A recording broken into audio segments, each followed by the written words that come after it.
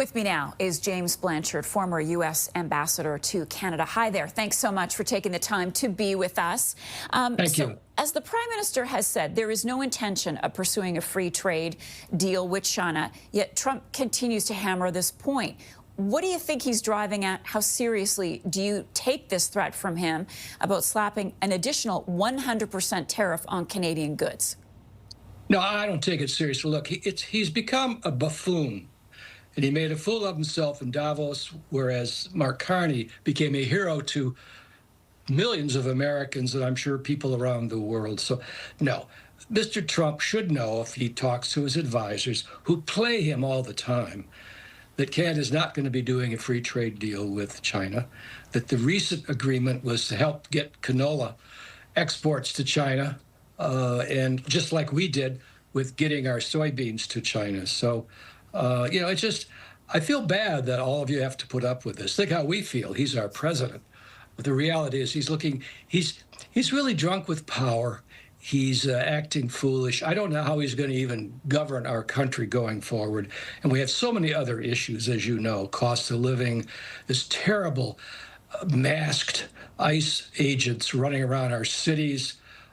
This is really, the world's on fire, and we've got a leader of the United States not capable of governing effectively or honestly. And there's 3 more years to go.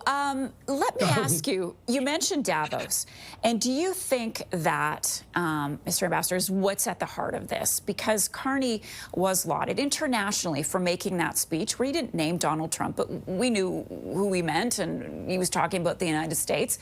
Do you think that that has irked President Trump, and that's why he has renewed these criticisms of Canada, disinvited Prime Minister Mark Carney from being on the Board of Peace?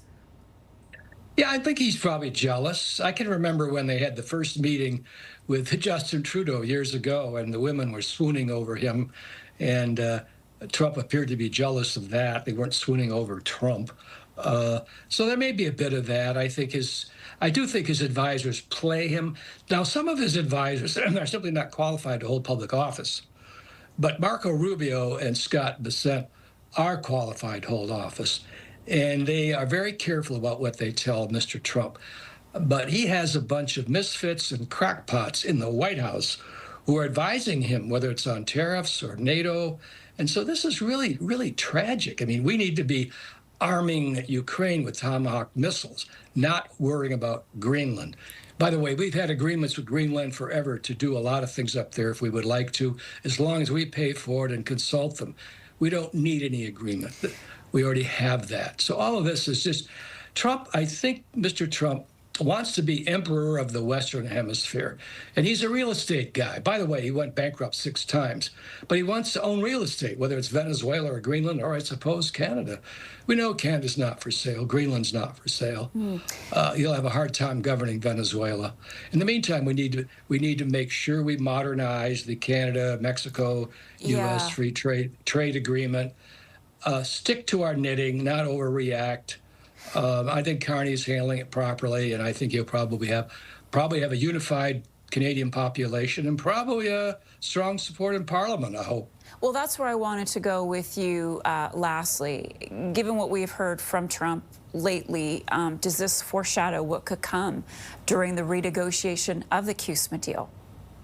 It could be. You know, Mr. Trump proclaimed the last deal, which was, what, like 6 years ago, was the greatest trade agreement in modern history, whereas the original NAFTA was the worst in history. So I don't know. I think his trade representative, Jameson Greer, is a serious trade lawyer who will know how to handle this if the White House and Mr. Trump will listen to him. I do. But remember, I'm from Michigan, live in Washington and Detroit area.